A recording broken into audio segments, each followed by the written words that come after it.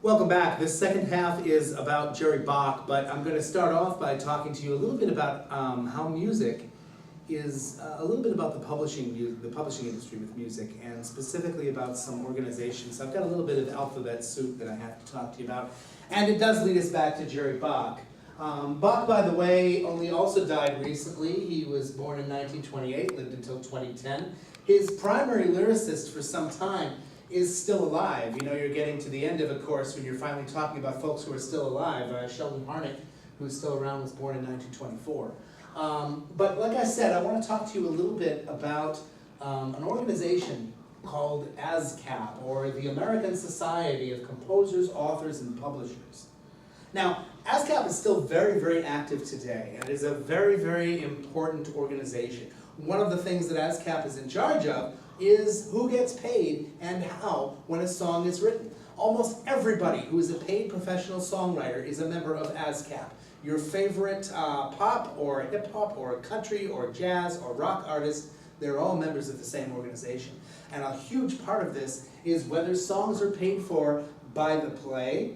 In other words, does a performer get like a nickel every time their song comes on the radio? Or does it get paid once in a lump sum by a broadcast organization and then be covered ad infinitum and go into some sort of... This was a part that this organization became very, very much involved with a dispute about. A huge struggle between the radio industry and ASCAP over licensing fees, which really began with the dawn of FM radio.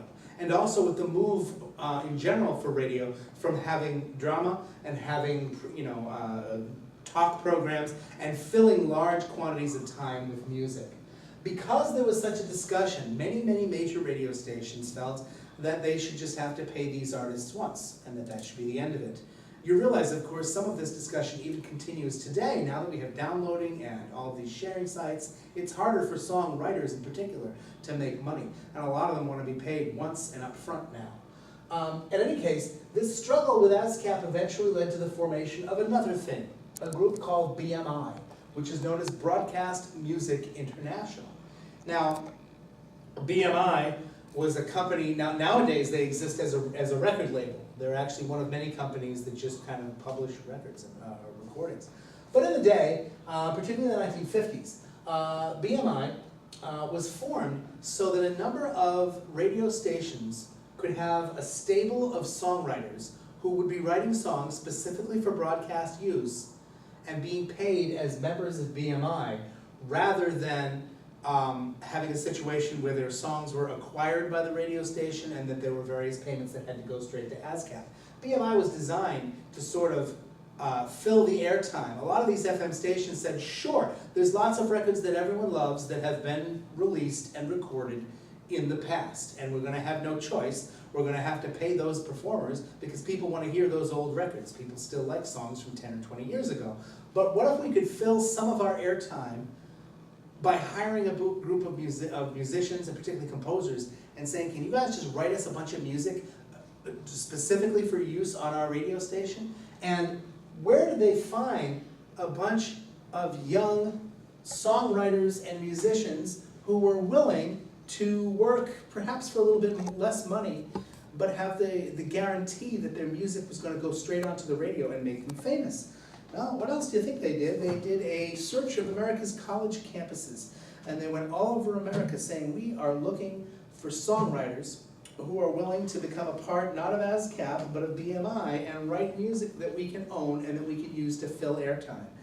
And one of the people that they discovered was Jerry Bach. Mr. Bach had been working at the University of Wisconsin, where he was a music major. And right out of college, some folks set up one of those tables and said, step right up if you're somebody that thinks they can write music, and BMI hired him. Even Bach, in his later years, would sign with ASCAP and would actually go back to the original arrangement. And the idea of BMI having this sort of stable of writers did not catch on ultimately.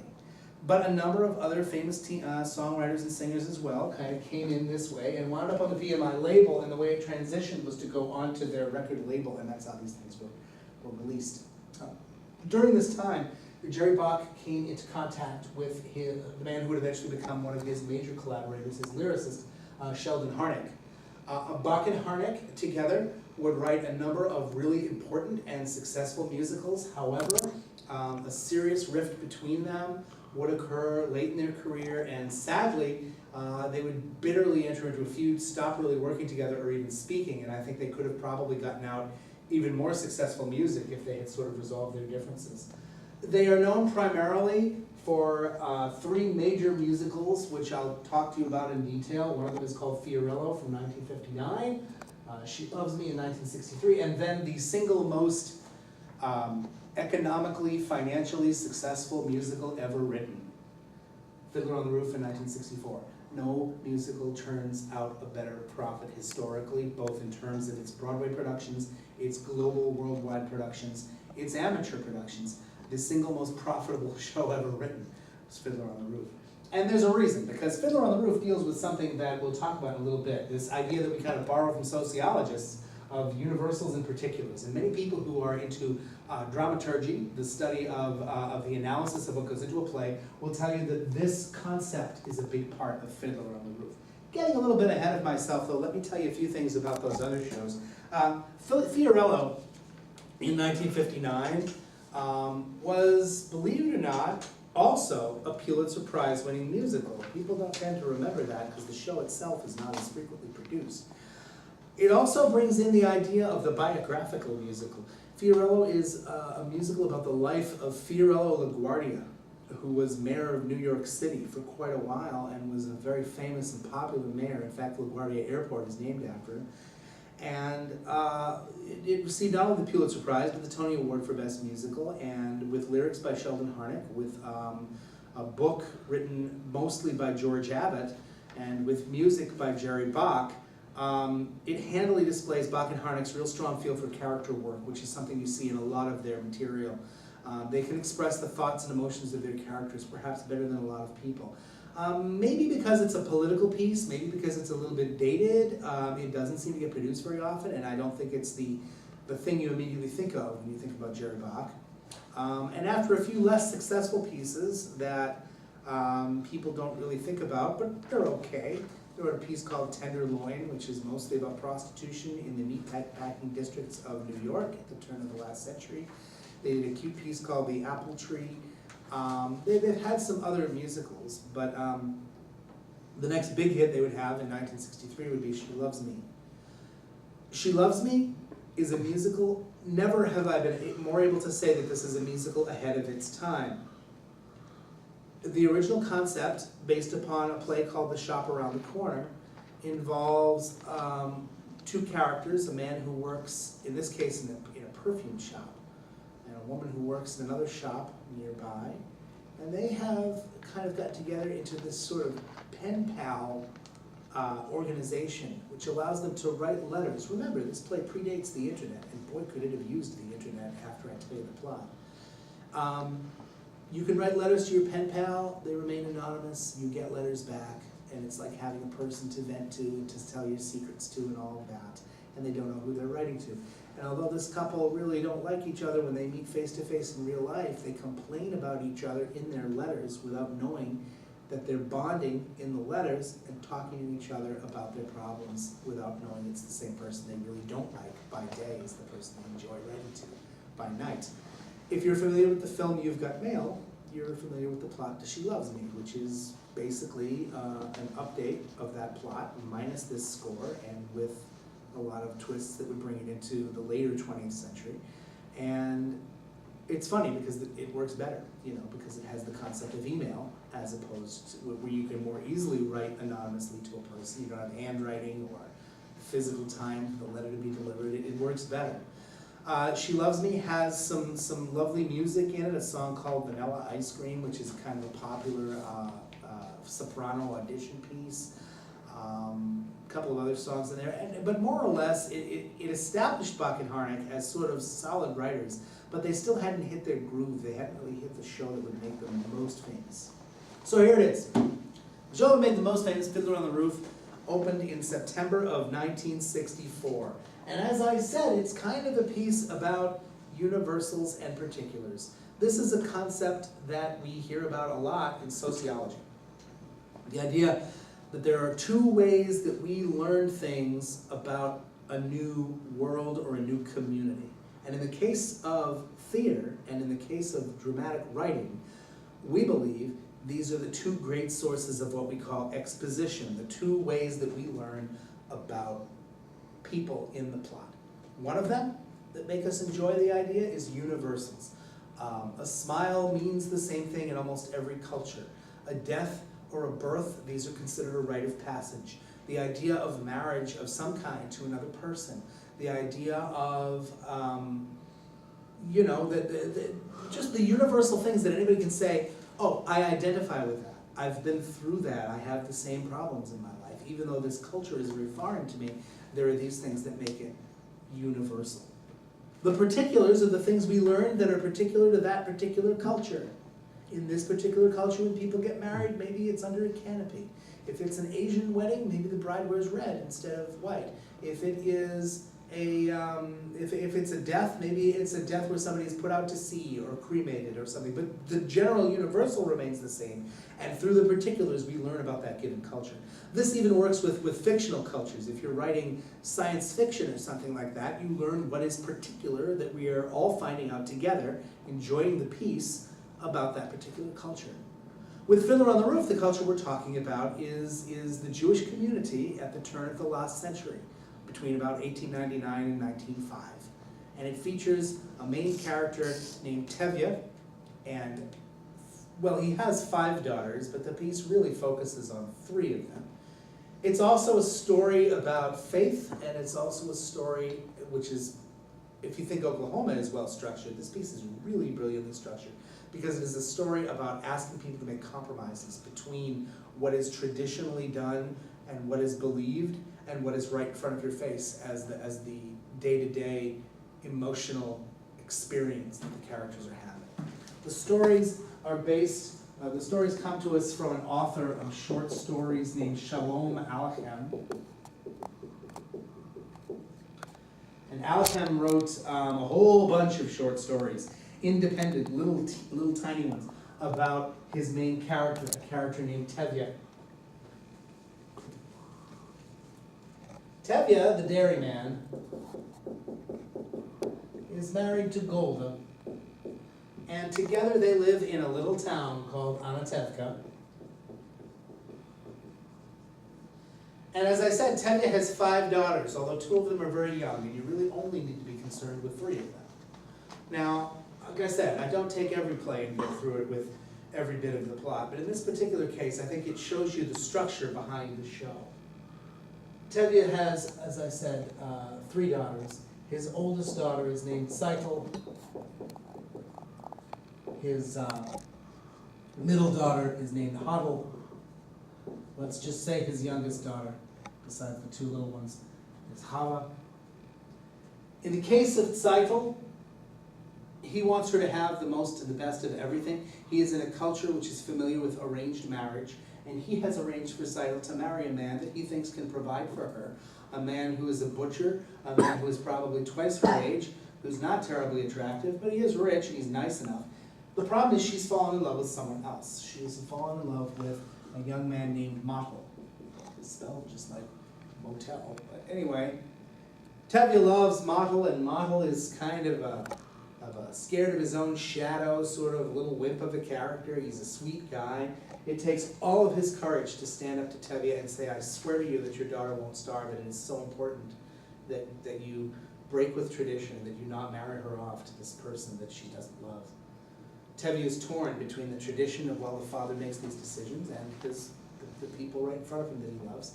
In the end, he contrives a really wild dream full of ghosts and spirits and everything to convince his wife that maybe she should marry Motel after all. It's really probably one of the more fun numbers in the show. And Golda relents and says, yes, all right, well, maybe it's for the best. And he says, all right, I've broken with tradition, I've changed, I've bent a little bit, but that's okay because it's important because my daughter is happy. His middle daughter has also fallen in love, and she meets a man named Perchik. Perchik is a teacher. He's also a bit of a political revolutionary. He doesn't see any reason why men and women shouldn't dance, and most importantly, he wants to take Hodel and marry her and move with her to Siberia. And this is 1905 or so. Tevye knows he's never going to see her again. And he says to himself that he's already made a compromise here. But again, he looks at Hodel and he says she loves him. This is the person that she needs to be with. And again, he relents. And again, he says, I'm going to break with my word being the best. I'm going to make another compromise between tradition and what really happens. Finally, this third daughter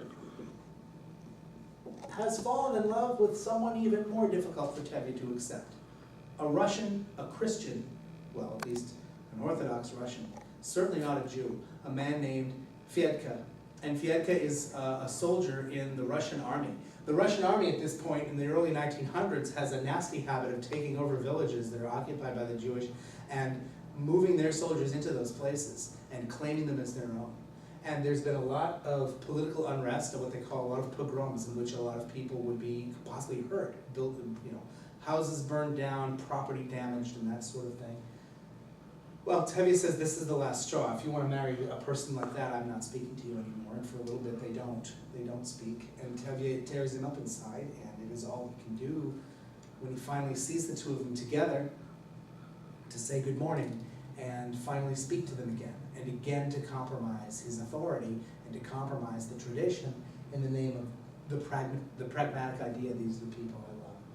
Fyedka finally tips off Tevye that one of these pogroms is going to be happening in Anatevka, in their town, and that it would be best for Tevye and everyone. He's giving him this little tip-off ahead of time. They should leave. Tevye again, he struggles, but finally he says, yes, all right, I will leave. What is this town? It's only a hat or a pot or a pan or the walls of your house. It's not your home, it's not your heart. And he decides they're going to pick up and move to America, and that's sort of where the play leaves off. The fact that you have this sort of nesting doll plot, with each case being a little bit more of a challenge to Tevye and his faith and his authority, it has really resonated across the world. When Bach and Harnick toured the world with a tour of Fiddler on the Roof, interestingly, according to Sheldon Bach's autobiography, one group of people saw the show and someone came up to him and said, oh, I'm impressed. What you're really writing about is Japanese society, isn't it?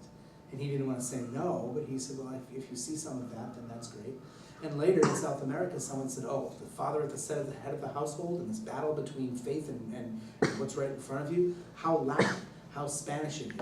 And I guess that plays up the point that the show has so many layers of universal material that it remains a hit and it moves people in almost every sense of the word. One very fascinating piece of trivia about the development of Fiddler on the Roof. Fiddler on the Roof was one of those shows that was worked on originally here in Boston before it went to New York City.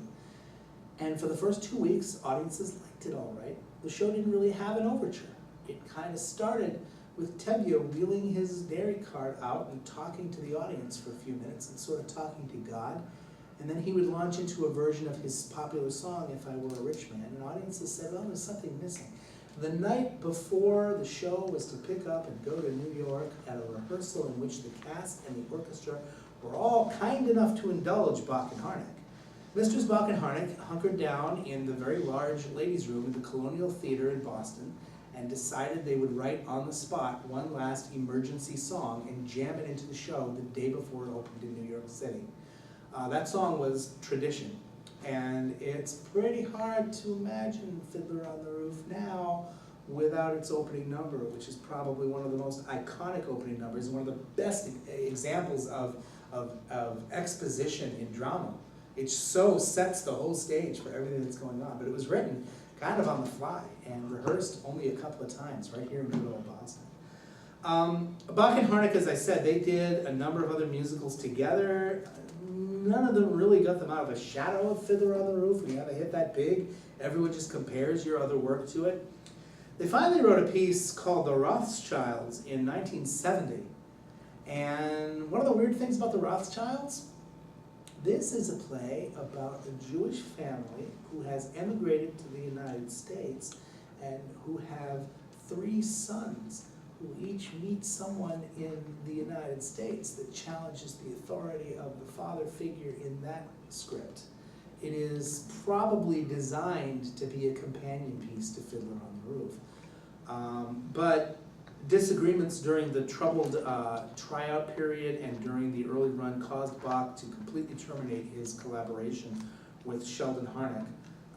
Bach withdrew into almost retirement and said he was through. He said, quote, "I'm content to collect my never-ending fiddler royalties." He sort of came out of the woodwork a little bit here and there just to kind of acknowledge the community. One of the rare name-dropping moments that I'll give you here is that some years ago I actually met Jerry Bach, and I got his autograph, and I was really excited to have a chance to talk with him. Someone I knew at the time was in a production of one of his shows that was seldom produced, actually Tenderloin, and he came out to see it and then talked with all of us afterwards. And I'm the big naive fool, so I'm thinking I'm going to do something that the whole world can't do. I made the mistake of saying, "Why aren't you talking to Sheldon Harnick? You two should be working together." Ooh, he flew off the handle. And I really felt really silly and kind of scared. So that was my brief foray into trying to play the peacemaker. As I said, Jerry Bach just finally passed away not too long ago. He had written, at that point, one of the most important musicals in history, and I guess that's enough, even though this other stuff is somewhat successful. And his show lives on. It's been successfully revived, and a new revival of Fiddler on the Roof is in rehearsals and getting ready to open on Broadway as we speak right now. So we'll see how that one turns out. There'll be a couple of links to some of Bach and Harnick's music, particularly from Fiddler, on this module. And we're heading into the home stretch very soon. I'll be putting out a little bit of information about the final, and we'll talk about that. Until then, thanks so much for joining us.